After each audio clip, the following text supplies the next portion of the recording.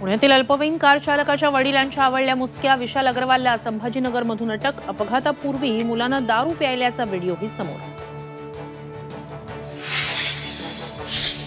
लोकसभा निवडणुकीच्या 5व्या टप्प्यात राज्यात 54.33% मतदान। दिंडोरीत सर्वाधिक 62.66% तर कल्याणमध्ये सर्वात कमी 47% मतदान।